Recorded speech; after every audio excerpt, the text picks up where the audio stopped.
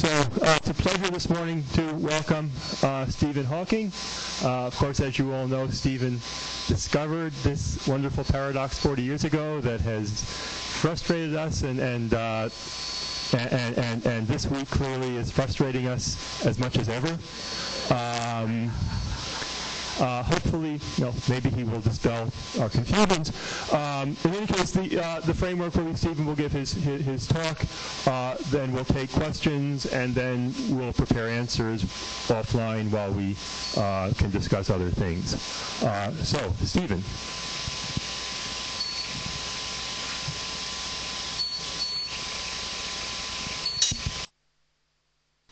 Can you hear me?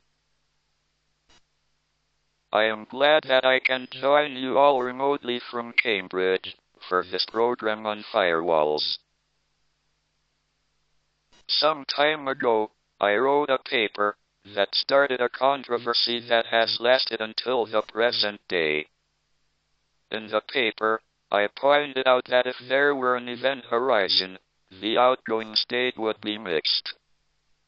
If the black hole evaporated completely without leaving a remnant, as most people believe, and would be required by CPT, one would have a transition from an initial pure state to a mixed final state and a loss of unitarity. On the other hand, the ADS-CFT correspondence indicates that the evaporating black hole is dual to a unitary conformal field theory on the boundary of ADS. This is the information paradox. Recently, there has been renewed interest in the information paradox. It has been suggested that the most conservative resolution of the information paradox would be that an infalling observer would encounter a firewall of outgoing radiation at the horizon. There are several objections to the firewall proposal. First, if the firewall were located at the event horizon, the position of the event horizon is not locally determined, but is a function of the future of the spacetime. Another objection is that calculations of the regularized energy momentum tensor of matter fields are regular on the extended Schwarzschild background in the Hartle-Hawking state. The outgoing radiating Unruh state differs from the Hartle-Hawking state in that it has no incoming radiation at infinity. To get the energy momentum tensor in the Unruh state, one therefore has to subtract the energy momentum tensor of the ingoing radiation from the energy momentum in the Hartle-Hawking state. The energy momentum tensor of the ingoing radiation is singular on the past horizon, but is regular on the future horizon. Thus the energy momentum tensor is regular on the horizon in the Unruh state. So no firewalls.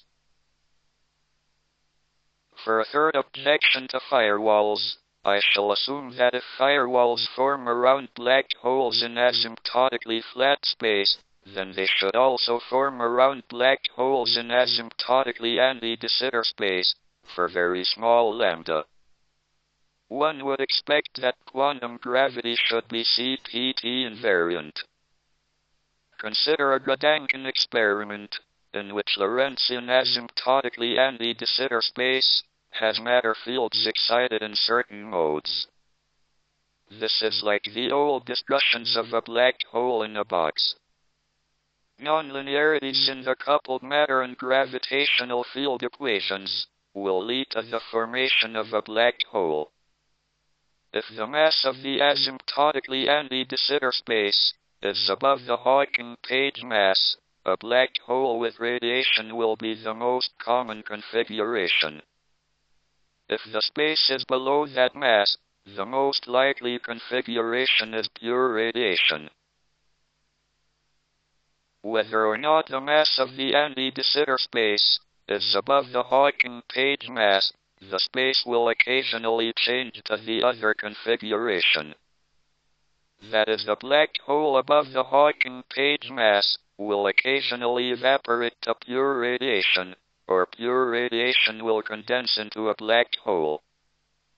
By CPT, the time reverse will be the CP conjugate. This shows that, in this situation, the evaporation of a black hole is the time reverse of its formation, modulo Cp, though the conventional descriptions are very different. Thus, if one assumes quantum gravity is CPT invariant, one rules out remnants, event horizons, and firewalls. Further evidence against firewalls comes from considering asymptotically Andy de Sitter to the metrics that fit in an S1 cross S2 boundary at infinity. There are two such metrics, periodically identified Andy de Sitter space and Schwarzschild Andy de Sitter. Only periodically identified Andy de Sitter space contributes to the boundary-to-boundary correlation functions, because the correlation functions from the Schwarzschild Andy de Sitter metric decay exponentially with real time. I take this as indicating that the topologically trivial, periodically identified Andy de Sitter metric is the metric that interpolates between collapse to a black hole and evaporation. There would be no event horizons and no firewalls.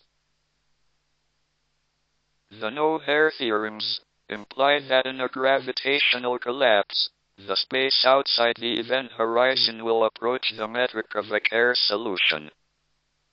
However, inside the event horizon, the metric and matter fields will be classically chaotic. It is the approximation of this chaotic metric by a smooth Kerr metric that is responsible for the information loss in gravitational collapse. The chaotic collapsed object will radiate deterministically, but chaotically. It will be like weather forecasting on Earth. That is unitary, but chaotic, so there is effective information loss. One can't predict the weather more than a few days in advance.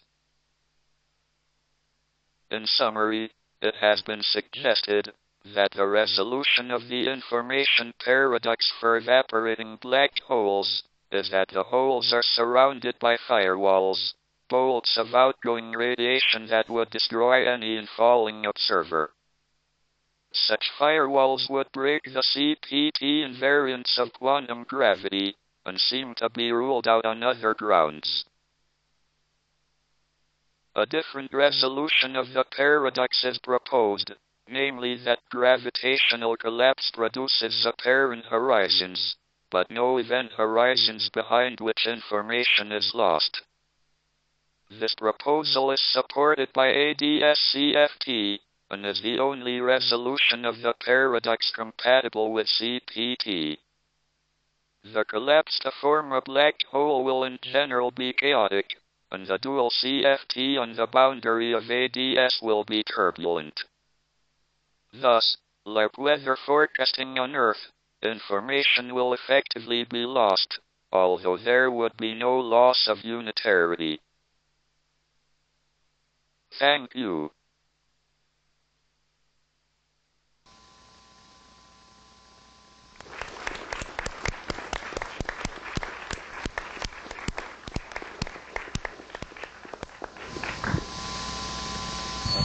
Thank you, Stephen. I haven't absorbed that yet, but would anyone like to ask a question or make a comment? Samir, yes, please. There's only one microphone.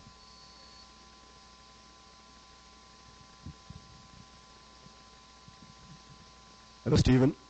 Thank you for that very nice talk. I was just curious about how one would actually get the chaotic structure just inside the horizon that you talked about, because if we follow the collapse in the normal expectations of gravity, the region inside the horizon also soon flushes out and all the states there settle down towards the vacuum. That has been the reason that the information paradox has been so strong all these years. I would also like to add that we do have a construction, the fuzzball construction, which actually gives us structure just outside the horizon. Would you consider that structure as an example of the chaotic structure that you are looking for? And in case we don't assume that structure, how would we actually avoid just getting the vacuum at the horizon? That was Samir Mather, and actually Stephen had asked that questions be repeated. That was a lot to repeat, so that do you need that to be repeated, Stephen?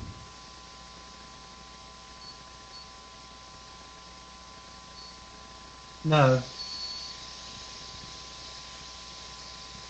I think many of us were wondering the same thing, but perhaps are there other comments or questions for Stephen? Okay, this is Jim Hartle. Hi, Stephen. How would the chaotic nature of the collapse you're proposing... We can't hear you, Jim. Beg pardon? We can't hear you. Closer. How would the chaotic nature of the collapse you're discussing, what would the signature of that be in the dual field theory?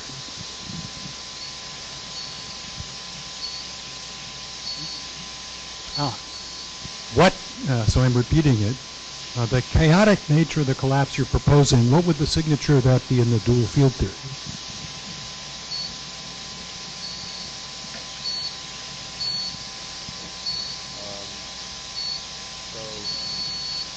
will probably take Stephen some time to answer the questions, of course, but if there's any additional issues people want to raise before we let him respond. The war continues. This is Lenny Susskind. This time I think Stephen and I are in the same army. Oh, we can't hear you very well. If you could hold the microphone closer. Can you hear me now? Yeah, that's better. Yes. Well, I completely agree with you, Stephen, completely. But we still have to figure out what mistake AMPS made. So, at a technical level, the question is, what error are they making? What detailed error are they making? And some of us can't quite figure it out. So, the mic is off? No, we heard that. Now can you hear me? We heard it, yeah. Oh, you heard that. Okay, well, that's it.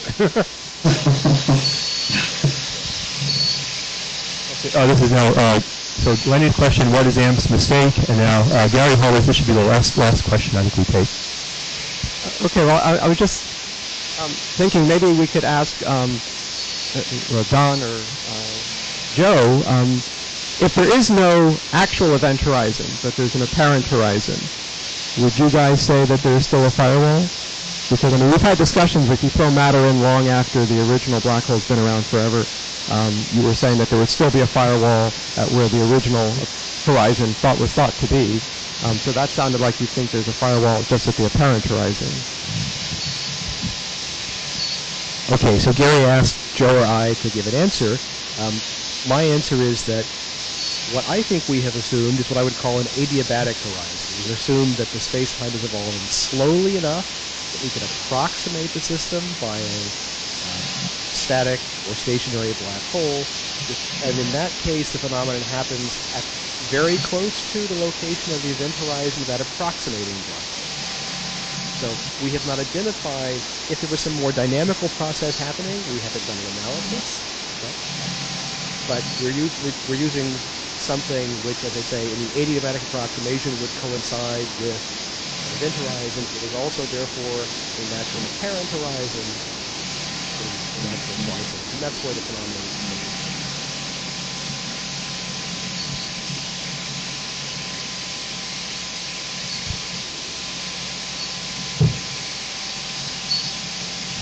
Okay, so let's thank Stephen again.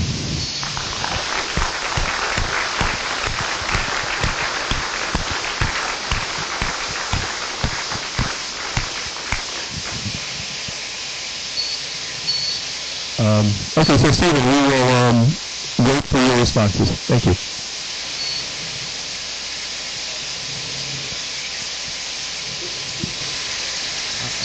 No, I was just wondering because Stephen introduced this notion that maybe this chaotic collapse could be an important ingredient in the black hole information puzzle, and that sounds very interesting in light of recent calculations of seeing turbulent behavior in ADS-CFP.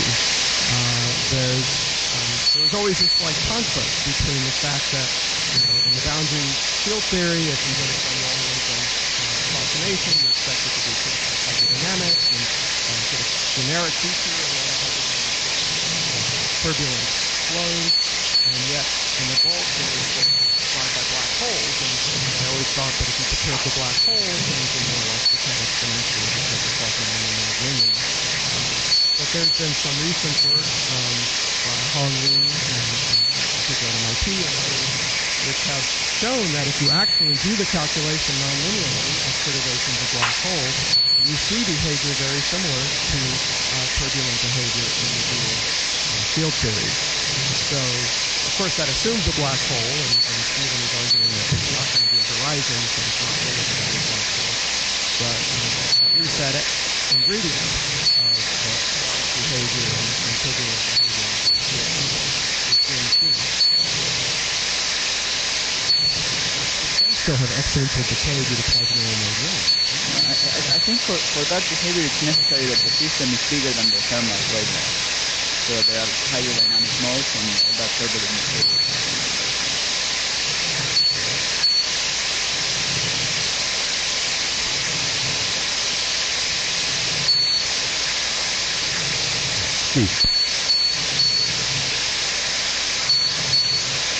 I just want to remind people that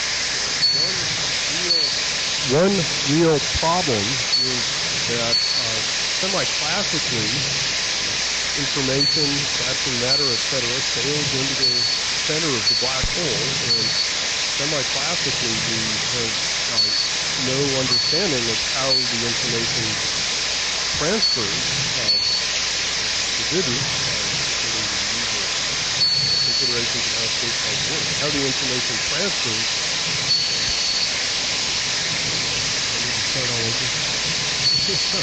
Transfers to outside the horizon, and just being chaotic is not the social way that it's true that question is addressed.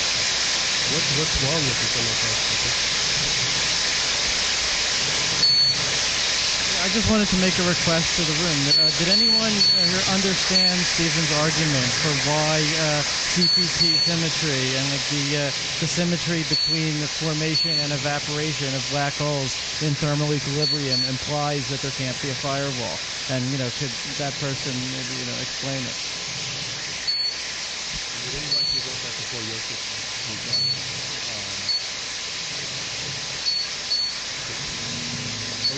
Aaron. So I think the argument goes something like this. You have a box of thermal radiation which is favored, but you imagine that there's a thermodynamic fluctuation that happens to produce a black hole. So this hole appears, it grows to a maximum size, and then it evaporates again. If this were a normal thermodynamic object, the way you'd analyze it is you'd start at the moment of time symmetry. You'd say that's the, whatever is the lowest the entropy gets. You start there, and then you have entropy increase either to the future or to the past from that moment of time symmetry. However, the difficulty is that if you think about this semi-classically, you would expect, you don't know whether it's a black hole or a white hole. So you could say, well, maybe it's a really tiny black hole that grows and then shrinks. Or maybe it's a really tiny white hole that unevaporates and then uncollapses. And the Penrose diagrams are very different from each other. It's really hard to figure out a consistent way that could be both a past and a future horizon. So you say, wait, is a 50% chance of one and 50% chance of the other? So my understanding is that what Stephen is proposing is that sort of because there's no horizon, so it's sort of neither. It's not really a black hole or a white hole. It's just a hole. And the one thing I'd like to add for myself is that I'm not convinced that's actually the opposite of firewalls. In my view, if there's a firewall right at the horizon of Planckian radiation, that might destroy any sort of semi-classical picture behind the horizon. So if you think of the firewalls being a sort of edge of space, and there is nothing behind the horizon, then I think that's consistent with it being neither a black nor a white hole. So I'm not sure that's really the opposite of firewalls. Did you want to continue on CPT? I just wanted to make an obvious comment, which is that there are what you might call firewalls whose dynamics we understand. That is, in the formation process, you send in an agent who's going to explode a bomb of radiation that goes up toward the horizon. So whatever your theory is, it has to at least include the possibility of that dynamics, which we already do understand, which of course is very special, but which can produce this kind of effect. I think what AMPS is saying is that there's some mysterious dynamics beyond what we've analyzed so far, which also produces such effects. But in any case, general arguments need to allow for this, obvious possibility of such radiation. I don't think you produce anything that bad. You can certainly produce something that's way above the vacuum. I think a firewall is a lot worse than anything you'd ever produce that way. I just wanted to comment on Steve Giddings' argument. Indeed, if you put anything classical at the horizon, and that's the mistake that people have been doing for ages, of course it falls in. You cannot have anybody to keep it there. However, in string theory, we know that you have non-abelian effects, you have topology, you have stuff which actually can hover at the horizon scale. So I think one of the problems about not being able to find structure at the horizon is that people are not looking in the right place. People keep on looking at gases of gravitons and gravitational waves. Those are going to fall in, whatever you do. You need some other stuff, and string theory provides it. We know many examples where string theory has non-abelian degrees of freedom, has brane polarization, has topology, which comes in and works on a large scale without collapsing. And that's exactly what we have been using over the past 10 years to put structure at the horizon. And I think that's the only thing which string theory has. Maybe some other theories have other stuff, but as string theories, maybe we should use it first. Actually, I'd like to respond. Are there examples of things which actually hover? You have, it looks like a Schwarzschild geometry right till very close to the horizon, and then there are things that hover. Are there examples like that? There is his word, hover, meaning that they don't collapse, meaning that you have a solution which is Schwarzschild to good approximation right to some microscopic distance above the would-be horizon, and that's stable.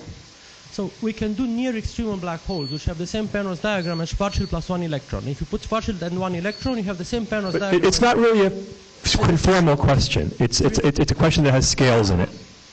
Yes, but the point is, if we can find in one Penrose diagram that you can have structure which hovers at the outer horizon, and that's something which we already have. Well, I'm sorry, physics has scales as well as conformal structure. So I asked the question about a microscopic distance above the Schwarzschild horizon. The Schwarzschild, there are some topologies, there are some black hole solitons, but they are very few and very unstable. So. Yes, if you look at a little box just above the horizon, you will discover that there's some heat and some temperature and some stuff and some particles there, and you will always find it. So it doesn't go away, it doesn't fall in. It's called the Unruh radiation.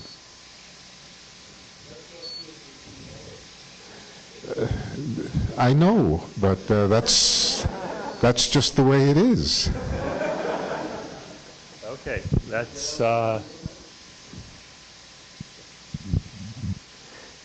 Well, another thing that Stephen said was that there may not be an event horizon form at all. I think that's an interesting thing to consider because, I mean, the event horizon, after all, is a very classical concept. I don't know how to define an event horizon in a real quantum gravity theory. So, and in fact, people like Abe Ashtekar and Martin Bojewald and Martin Bojewald, have made the point that because there's a singularity inside the black hole where we know semi-classical ideas break down, and because the event horizon requires global causal relations between, distant regions of space-time, event horizon is not defined. I mean, if you sort of try to imagine a space-time and you sort of remove the region around the singularity because you know it's not semi-classical, then we don't really know causal relations between points inside and outside.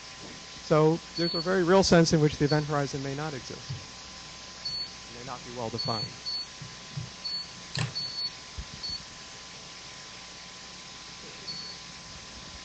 I just wanted to respond to what Joe said and also what Gary said, just to put those two things together. I think what we are learning from the kind of things that Joseph just mentioned is that indeed the issue with black holes always has been, for a Schwarzschild black hole, if you keep something just outside the horizon, it has a great desire to fall in. So how do you keep something there? But what we have found is a qualitative picture which we extrapolate from simpler near-extremal cases. And I think that picture is what is interesting to us right now. And the picture is the following. If you have a compact circle in space-time, you can make it pinch off before you reach the horizon. And now this structure doesn't have the same problem that it is actually, there's something there to fall in. So it's not like you have a horizon and something hanging on outside. You come and you pinch off the compact circle, so there is no more space-time. And so just as Gary was saying, once you have a horizon, I don't know how to beat the no-head theorem. I think you can't beat it. Everything will fall in. But this mechanism which we actually find for much simpler states, if you ask me to guess, I would say we'd also hold for the Schwarzschild hole, though we don't have the actual constructions. But if you imagine compact dimensions pinching off, it's a very different way to put structure at the horizon. And I have faith that this is how things actually work out.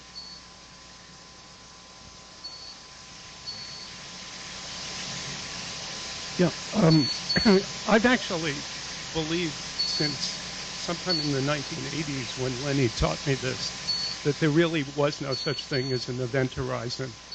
And black holes are formed by scattering particles in Minkowski space, and then they evaporate, and eventually particles come out.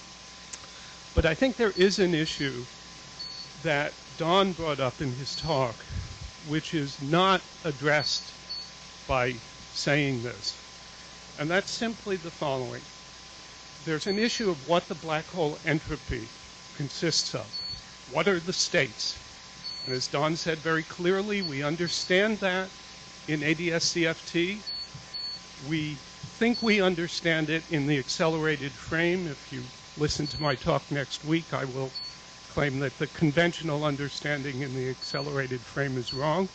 But in the frame of the freely falling observer, there's only one state of low energy in quantum field theory, and we cannot understand the entropy in that frame. And I think, as Don said, that's a very critical problem, and that's there whether or not you believe there's an event horizon. And I'm going to propose a resolution to that, which everybody will feel very uncomfortable with. But I think this is an issue that has to be addressed, whether or not one believes there is an event horizon.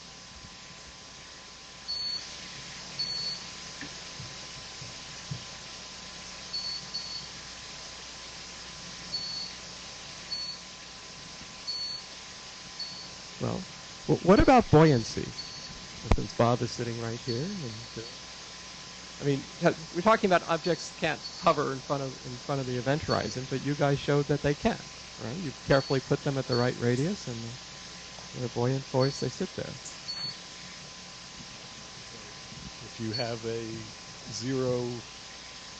you have a zero mass or negative mass object, it can do that. I mean, you need to fill up have a box that is emptier. You need in flat space-time terms, you need a piece of the Rindler vacuum which has negative energy inside your box. And if you pushed your empty box in far enough, it will have negative energy. I mean, I think you can't do that. There's another way of getting at the point that I'm making. So I have a dumb question about that. Bubble nucleation rate times asymptote to that. So like a Witten bubble asymptotes to that, even an ordinary Coulomb-de-Luce bubble asymptotes to something that's Can you speak louder? flying out at a on a light-like trajectory. So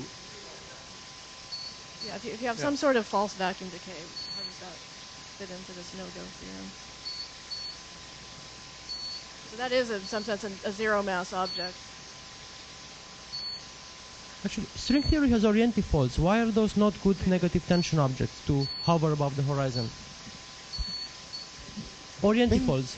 They have negative mass, they have negative charge. Why can they hover above the horizon? String theory has objects which actually do exactly what Bob wants. I think I was... Joseph, I mean, orientifolds have negative energy, but I mean, what keeps the, well, they only have half a space, right? You can only have one of them, and even then you only have half a space left, so they aren't really objects. Yeah. I mean, maybe, Don, do you want to say something more coherent?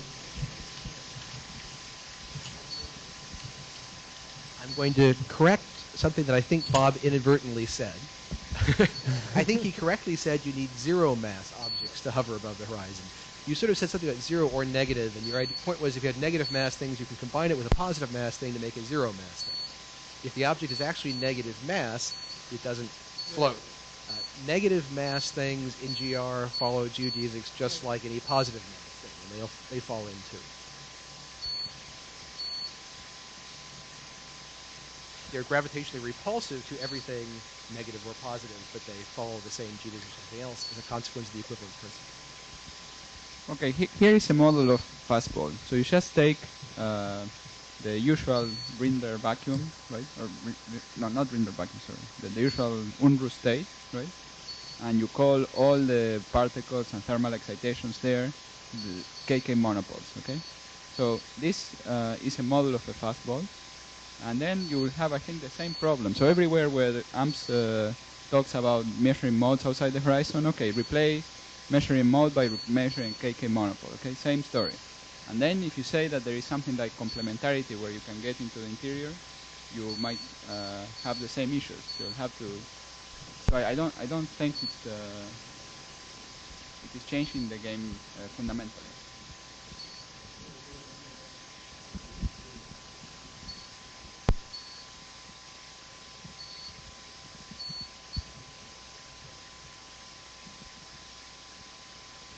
Yeah, I think it's very important to understand that that is actually not the structure of the fuzzball. The structure is actually the following. You have your Rindler quanta or the Hawking radiation near the horizon. That's fine, that's still there. As you follow it closer to the horizon, the theory is nonlinear, so they start interacting. So you can ask, what do they do when they start interacting? And when they start interacting, it turns out that something interesting happens. The nonlinear structure they produce creates a completely smooth end to space-time. Recognizing that that is what the nonlinear structure actually does, I think is the crucial part. I say that there are no event horizons, but only apparent horizons. And that a black hole is a metastable bound state. If black holes evaporate, there can be no event horizon, as many of you assume.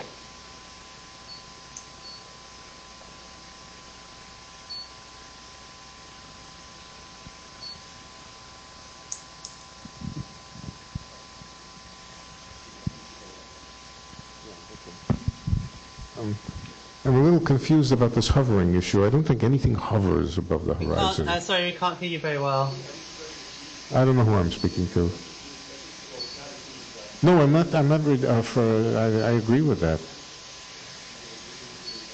Well, you know, stuff comes in and stuff goes out. That's all.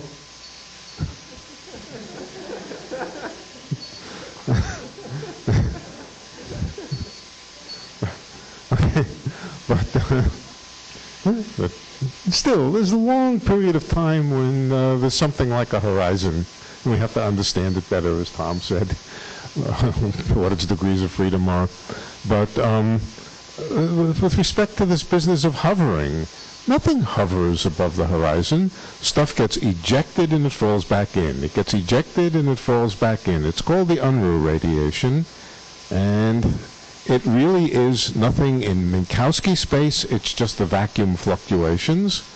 Things fluctuate near the horizon, and if you restrict yourself just to the Rindler patch, those vacuum fluctuations look like things jumping in and jumping out and jumping in and jumping out, and there's a steady state. So if you plant yourself a certain distance from the horizon, what you will see is a steady state with an average number of particles in each little box, and they don't go away, they stay there. But actually what's happening, if you want to follow particle by particle, it's jumping out and it's falling in. It's jumping out and it's falling in.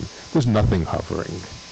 And you don't have to find a model of things that hover above the horizon.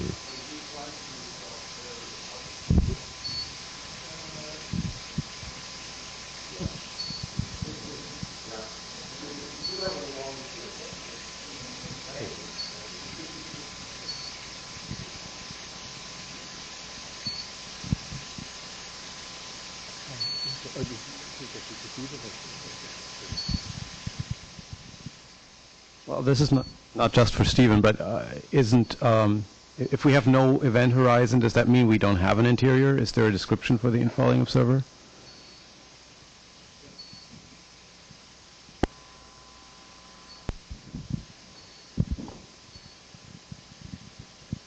Well, Raphael was looking at me, but I don't have an answer. So if you think about D-brane dynamics at finite n, We can't hear you, at sorry. finite n, even in the geometric regime, the horizon is not well defined, and then you can even go further and work at small lambda, small n, and what used to be the horizon, described by some dBi action, has become a much messier, dynamics that has replaced the horizon, but it's not, that nothing replaces it. It's just instead, in that context, particle production dynamics is what has replaced the causal propagation at strong coupling. So this is just a model for how things can vary as you go from strong coupling to weak coupling and from infinite n to finite n. I don't think you have to say that that there's no description of an infalling object. It's just a different description. Yeah, I think the best way to think about this is to think about the concept of a stretched horizon. So there's a surface which has the topology of a time-like interval times a sphere, and that sphere has a radius that changes with time as the black hole evaporates. And there's a certain set of degrees of freedom associated with that system, and that number of degrees of freedom goes down with time after the black hole has formed, assuming you don't feed it, and so on.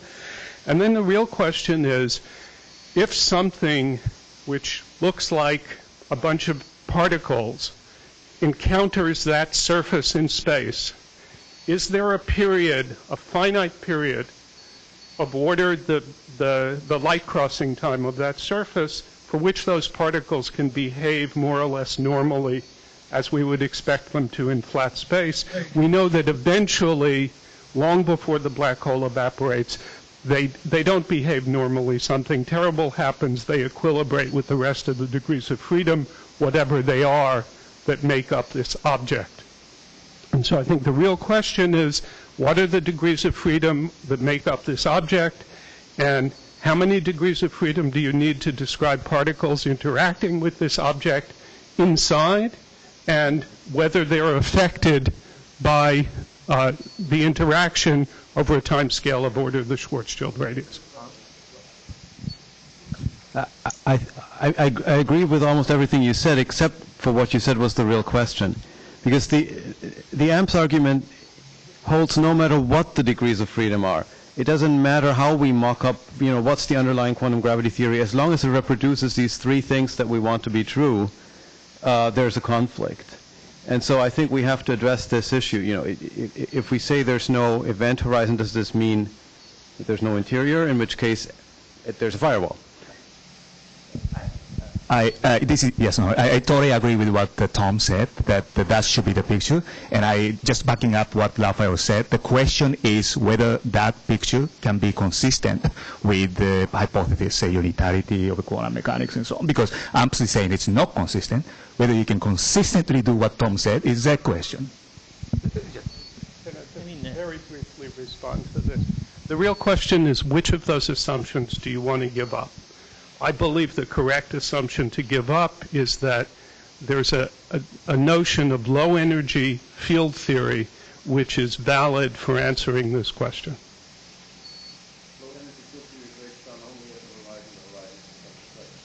No, low energy field theory breaks down everywhere all the time. That's not better. Dude. Yeah.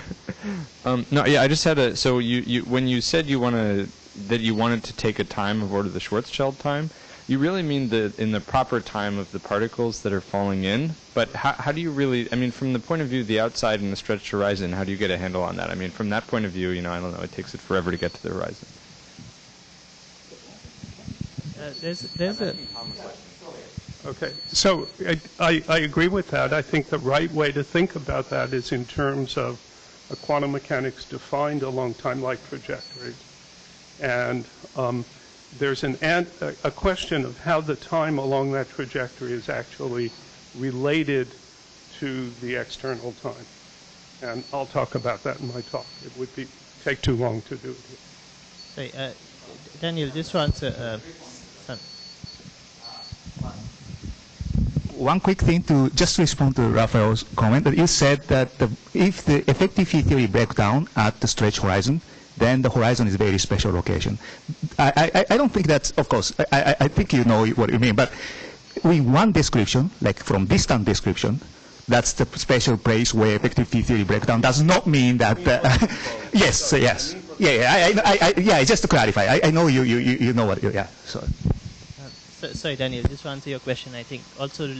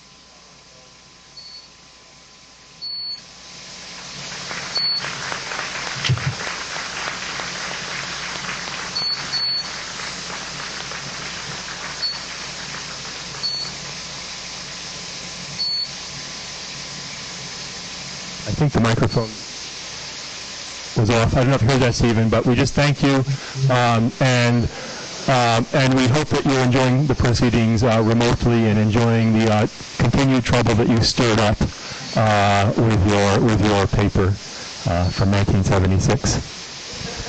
So we'll break now, and Bill Unruh speaks at 11 o'clock.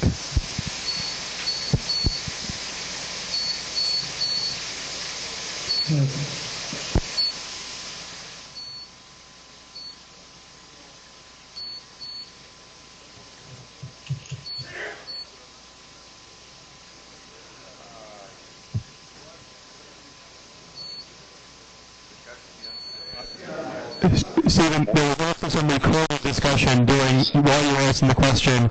We recorded some ongoing discussion related to your talk that will be on the web when your talk is posted. Okay. Did you hear Stephen's last comment? Would someone define a stretched horizon? Hold on, Stephen is speaking. Oh, sorry. Did you hear Stephen's last comment? I'm sorry? Did you hear Stephen's last comment? No, we missed it. Would someone define a stretched horizon?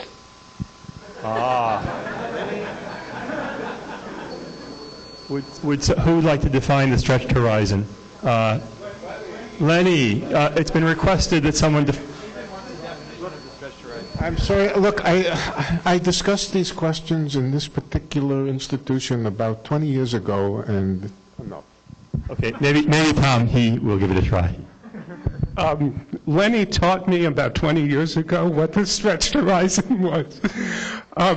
I think of it as I said, as this time-like cylinder, which has a certain energy and has a certain number of degrees of freedom associated with it, and with which, once you interact with it, classically, it seems like you get lost forever. And really, we have to understand what happens to you in your own proper time and how long it takes for you to get lost.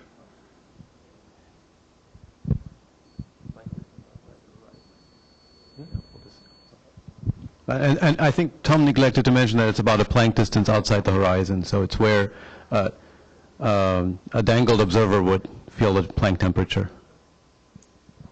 It looks like a green line if you get up close. If you get up, it's the green line. It's the green line.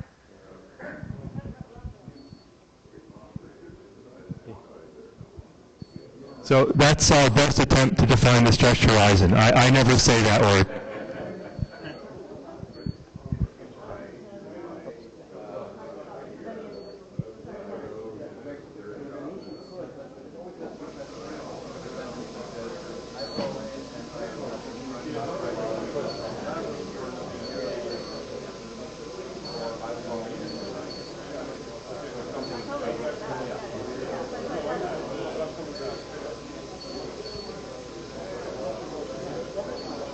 So, I guess can he follow, if he chooses, can he follow Bill Unruh's talk live? Do we? Yes. He will. Okay. Yeah, we have that. He has given him the URL. He just said that the time difference is difficult. Thank you. I think he said thank you. Craig, turn it up. Craig.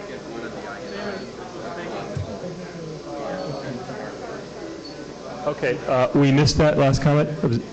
Stephen said thank you. Thank you, and you're welcome. We hope you enjoy the rest of the meeting. Did you hear? Can I just check you heard Stephen's middle comment, where he said there were no. I say there are no event horizons. Did you hear that comment? Yes, we heard that, and there was discussion of what it means. Lenny agreed with it, but then. Yes, there was some. We heard that, and there was some response to it. We didn't quite hear everything, so we'll take a look at the video. Thank you, and please, Stephen, if you have additional comments, questions at any time offline, you can email them or anything, and they'll be relayed to the group, and we can discuss further. Thank you. Thanks. Cool.